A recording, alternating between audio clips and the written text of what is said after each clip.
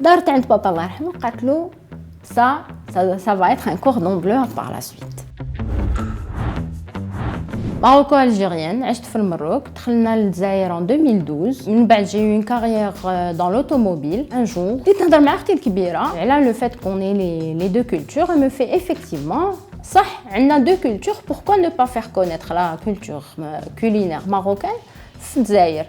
Donc c'est comme ça que Dina, c'est-à-dire le projet a vu le jour. On a participé au salon de la femme et on a vu qu'il y avait beaucoup d'intérêt pour la cuisine marocaine. الناس كانوا يسقسيونا ديروا حريرة, ديروا بسطيلة, alors que حنا on faisait que la pâtisserie à ce moment-là. Et par la suite, on a décidé d'ouvrir un point de vente, d'ouvrir un magasin. هاد المرة ماشي غير مع أختي الكبيرة, mais c'était avec tous les membres de la famille. بابا الله يرحمه كان مروكي وماما الله يرحمها elle était algérienne. Mon père est venu faire ses études en Algérie et il a rencontré ma mère et d'où le mariage maroco-algérien. Maman Allah yarhamha, comme elle s'est installée في المغرب مع mon père, تعلمت la cuisine marocaine من عند ma grand-mère Allah yarhamha paternelle. Donc en fait, ma mère, c'était quelqu'un de très perfectionniste. C'est-à-dire, s'il lui manquait un ingrédient, elle annulait la recette حتى اللي يكون عندها l'ingrédient. Et elle suivait les recettes à la lettre. C'est-à-dire, oui, لازم 100 grammes, c'est 100 grammes, pas 101 grammes, pas 99 grammes. En fait, كي كنا نروحوا en vacances عند mes grands-parents, جداتي الله يرحمها tellement كانت تفرح بينا le fait que جيناها en vacances, elle préparait la fameuse bastela marocaine. Donc ça lui prenait peut-être 2 jours, 1 jour, 3 jours pour préparer. Et elle voyait tellement que je portais, c'est-à-dire que je m'intéressais à la recette, elle me donnait à chaque fois quelque chose à faire, une tâche à faire.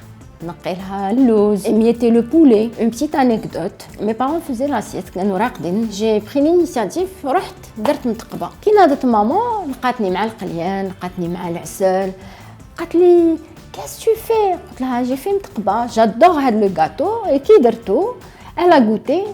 قالت لي il est dosé en tout et il est excellent. دارت عند بابا الله يرحمه قالت له ça va être un cordon bleu par la suite. Maman Allah yarhamha, elle était tellement perfectionniste que quand elle avait une recette et qu'on la lui donnait et que تبع la recette, il fallait qu'elle retrouve le même goût que le gâteau qu'elle a goûté de la personne qui lui a donné la recette. واش دارت واحد النهار عطاوها la recette تاع الشباكيه et au fur et à mesure du façonnage دارت شباكيه.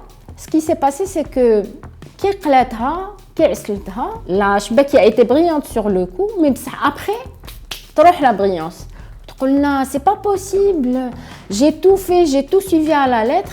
Et au fur et à mesure des essayages, elle façonnait la شباكيه ومن بعد واش كانت دير كانت تبدل العسل jusqu'à ce qu'elle trouve que le bon dosage de l'عسل pour avoir une شباكيه brillante et qui durait dans le temps. Les incontournables, نديرو كعب غزال, شباكيه, les babouches aux amandes et aux graines de sésame, نديرو الغريبه البهله, الغريبه aux amandes, la غريبه aux noix. On fait aussi Sillou, qui est un incontournable marocain, que ce soit pour Ramadan ou là pour les nefset. On fait aussi le bjmat, ce qu'on appelle aussi faqas hlou, qui se rapproche un peu du croquis, mais qui n'a rien à voir avec le croquis algérien. On propose aussi une spécialité salée, il y a la bastela marocaine. Le fait de faire connaître la cuisine marocaine et la pâtisserie marocaine aux Algériens qui ne connaissent pas la cuisine marocaine.